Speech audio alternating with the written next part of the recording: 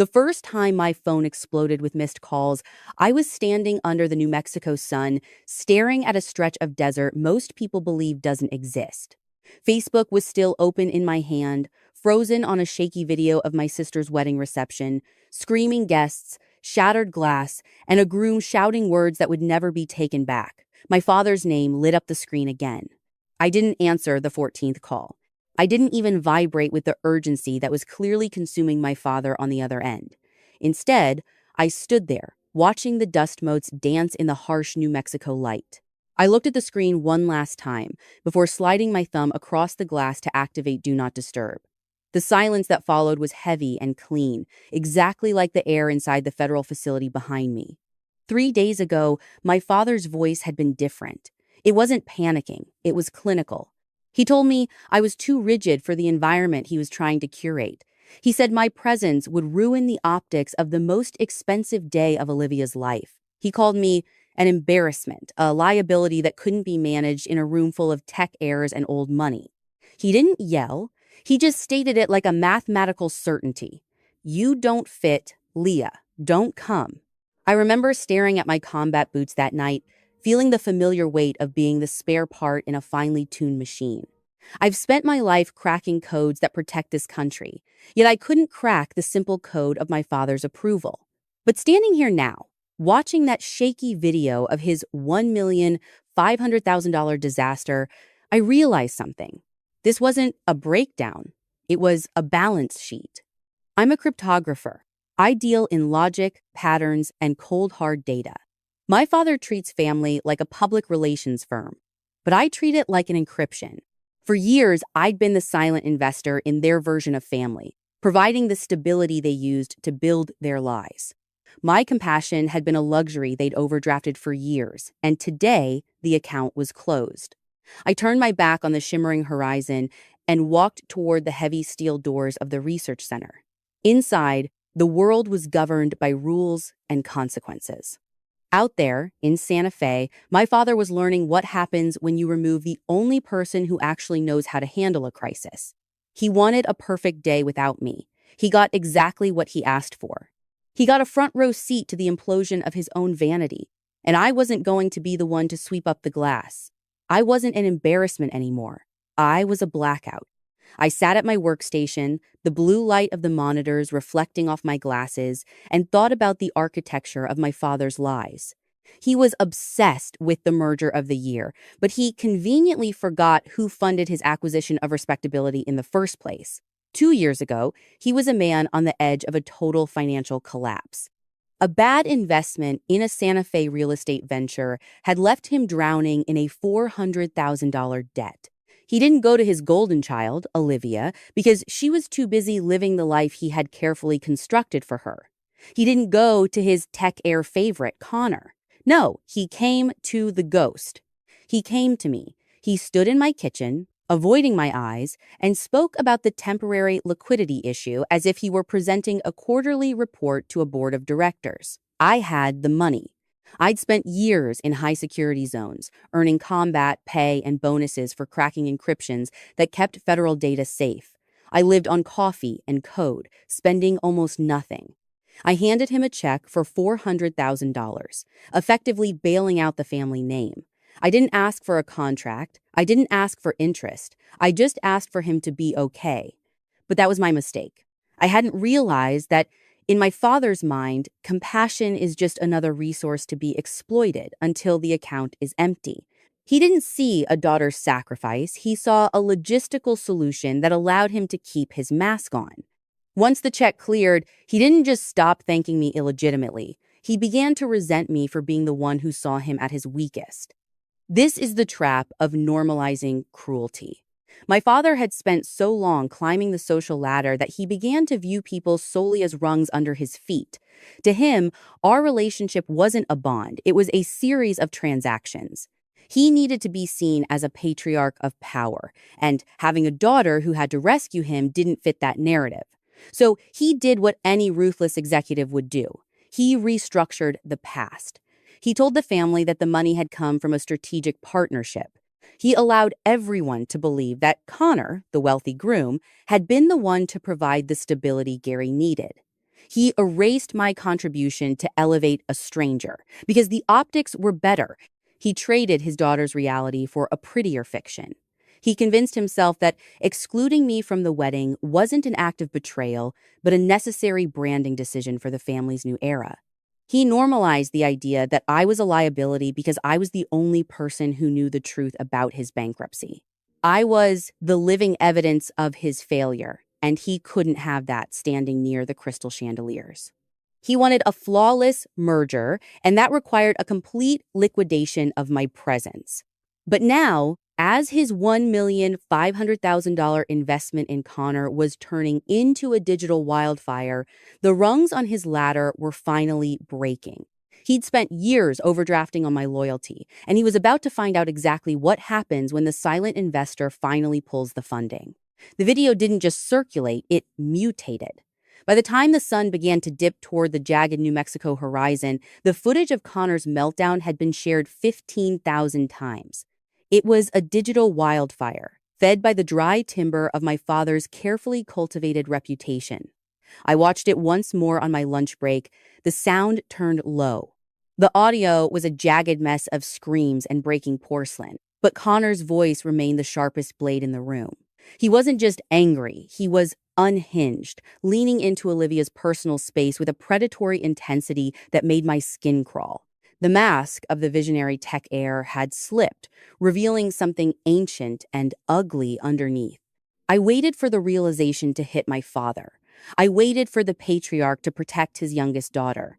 Instead, my phone buzzed with a text that proved Gary was still trapped in his own distorted encryption. The message didn't contain an apology or a plea for safety. It said, "This is your fault. If you were here, your military training could have suppressed the situation before the cameras started rolling. Your selfishness is destroying this family. You have 1 hour to call the local news and tell them you witnessed Connor having a medical emergency. Fix this." I stared at the screen, my expression as flat as the desert floor. He wasn't looking for a daughter. He was looking for a scapegoat to bail out his failing brand. He wanted me to perjure myself to save a $1,500,000 party. Anger wasn't loud this time. It was clinical. I didn't reply. I simply took a screenshot of the text and added it to my growing file of evidence. Gary had spent decades treating me like a liability, but now he was the one generating the most damning data. 20 minutes later, a call came through that I couldn't ignore. It was Olivia. Her voice was a thin, frayed wire barely holding together. "Leah, please," she whispered, the sound of her sobbing muffled by what I assumed was a bathroom door. "He won't stop. Connor, he's been threatening us for months. He has documents, Leah, things about Dad's old business debts. He said if I didn't marry him, he'd put Dad in prison." The pieces of the code finally snapped into place. The $1,500,000 wedding wasn't a celebration. It was a ransom payment. Gary hadn't been marrying off his golden child. He had been selling her to keep his own secrets buried. He had banned me, not because I was awkward, but because he knew my eyes were trained to find the fractures in a lie. He was so afraid of the cracks in his mirror that he had pushed away the only person capable of seeing the man behind it. Olivia was terrified, trapped in a house of glass that was currently shattering around her, and my father was still outside, trying to polish the shards. I realized then that I wasn't going back to play the role of the supportive sister. I was going back to crack the entire system. I returned to my personal workstation at 4 a.m.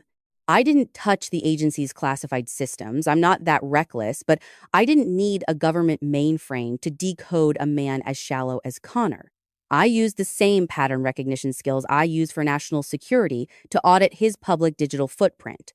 For years, I had analyzed patterns in encrypted noise.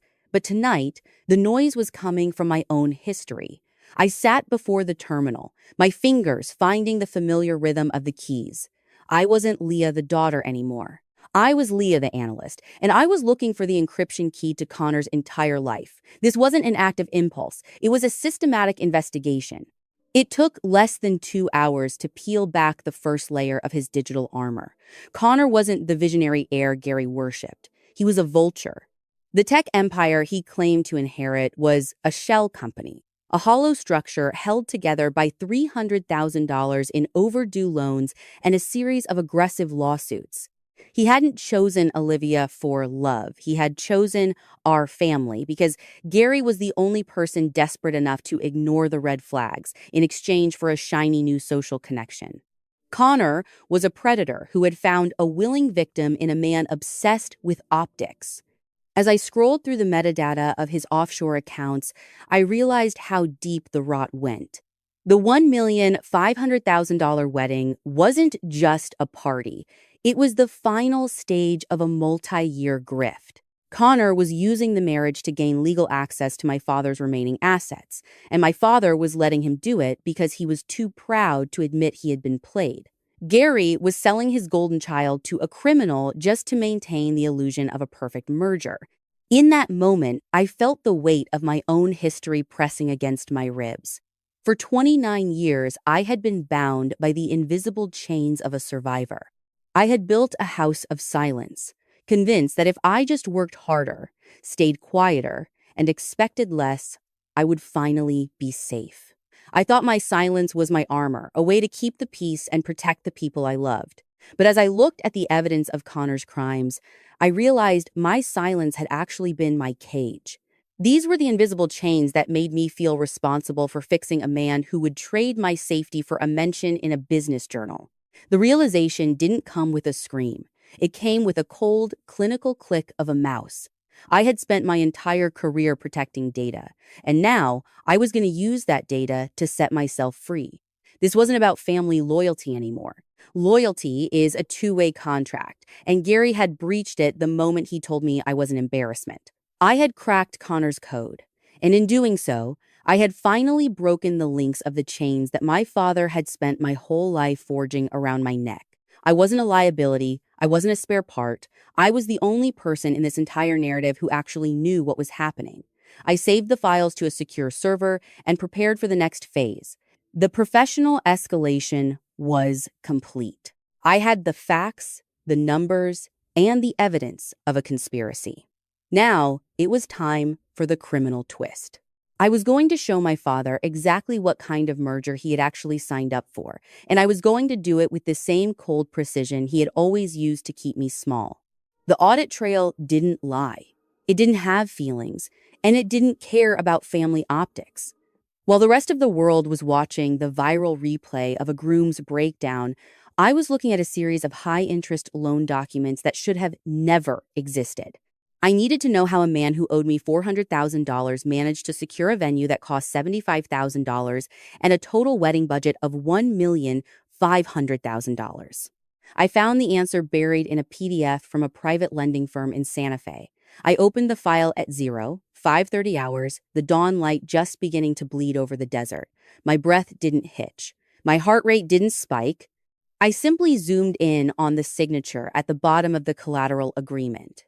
There it was, Leah Henderson, my name, written in a fluid, elegant script that mimicked the exact loop I'd developed in my 20s. It was executed in a digital gold ink, a flourish of vanity on a document of theft. To pay for the celebration I was banned from, Gary hadn't just used his own remaining credit. He had committed full-scale identity theft, using my social security number and federal salary records to secure a $1.5 million high-interest bridge loan under my name. He leveraged my perfect credit score to underwrite his delusions of grandeur. He didn't just exile me from the family narrative. He had turned me into the involuntary underwriter for the very party that branded me a liability. He had stolen my identity to fund a ransom payment to Connor, a man he knew was a predator. This wasn't a father making a desperate mistake. This was a systematic breach of contract. Before I show you the final audit that destroyed his empire, I have to ask, have you ever been the black sheep who ended up saving the family? Tell me where you're listening from in the comments. I read every single story. I looked at the gold-lettered invitation that still sat unopened on my desk. Gary had told me I was an embarrassment, yet he found my signature valuable enough to risk a federal prison sentence. He had de-romanticized our relationship long ago, but now he had criminalized it.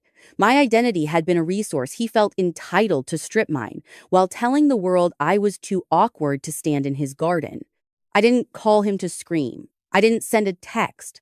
I downloaded the original loan application, the time-stamped forgery, and the bank's verification logs.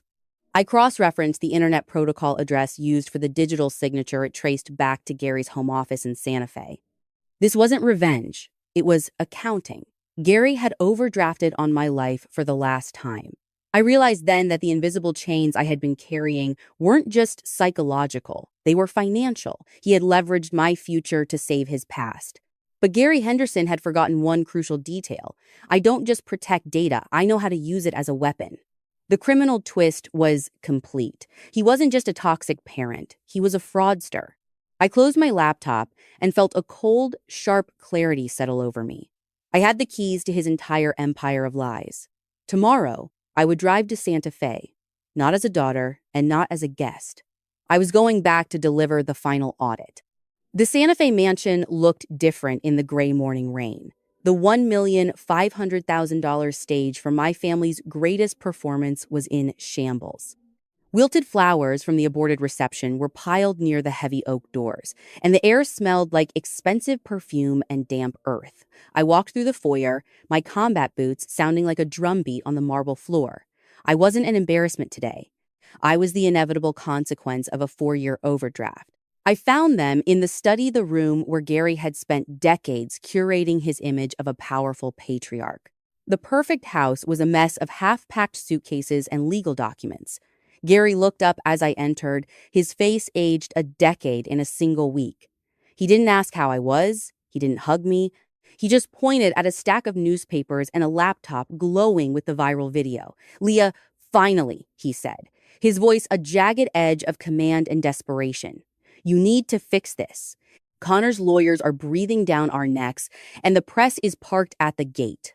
Use your federal connections. Erase the footage, tell them it was a staged performance for a film project, whatever it takes." I didn't answer. I just walked to the massive marble desk and dropped the manila envelope I had carried from the base. It hit the surface with a sound like a gavel. I didn't feel a tremor of sympathy. This wasn't a family reunion. It was a liquidation of assets. "I'm not here to fix your optics, Gary," I said, my voice as cold and flat as the New Mexico horizon. "I'm here to close the account." Gary reached for the file, his hand shaking. I watched his eyes scan the first page, the loan agreement with the signature in gold ink. Then the second page, the internet protocol address trace that led directly back to this room. The raw panic in his eyes was the first honest thing I had seen from him in years. He wasn't shocked by what he'd done. He was shocked that I had stopped playing along. "It's not what it looks like," he stammered. "I was trying to save the family name. I was going to pay it back once the merger was complete." "You leveraged my retirement and my home to pay a ransom to a criminal," I replied. "That's not saving a family. That's a federal fraud.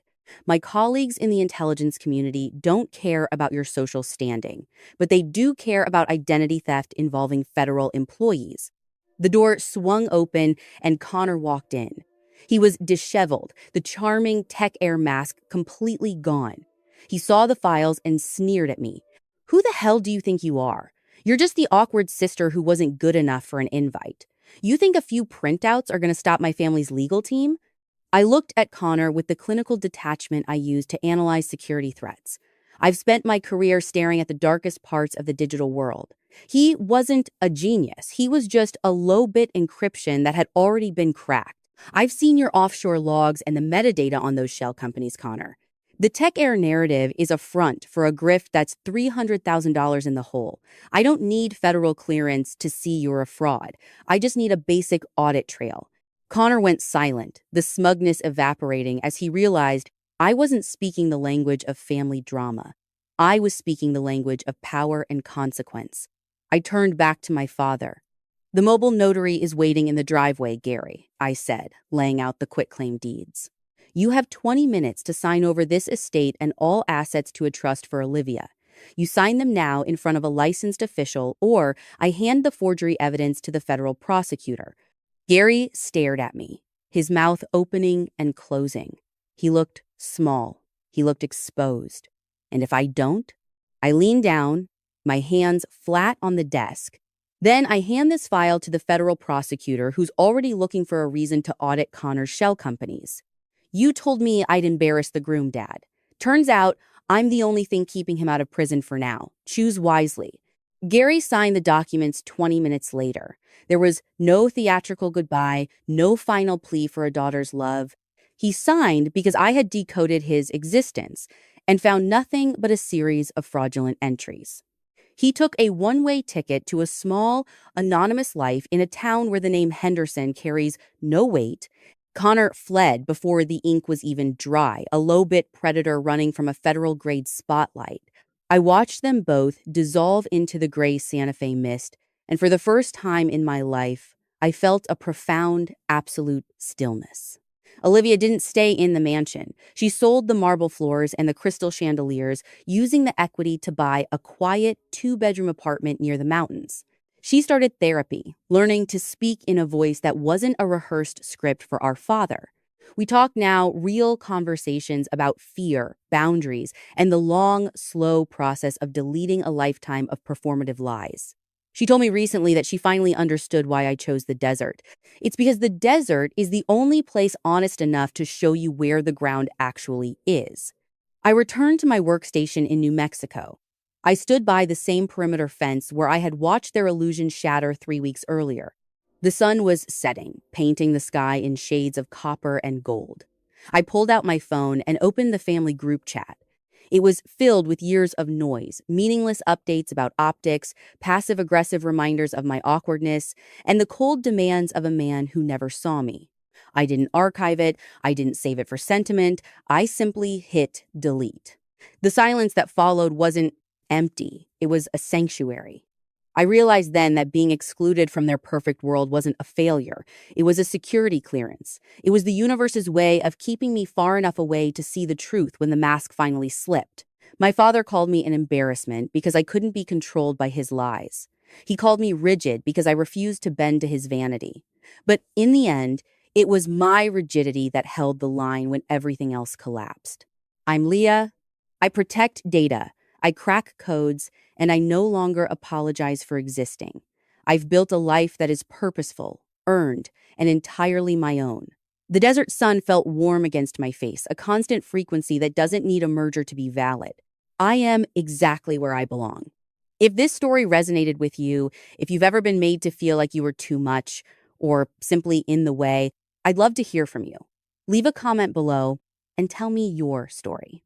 Your narrative matters, and you don't need anyone's permission to be the lead character in it. Subscribe so you don't miss the next journey, and let's keep moving forward together.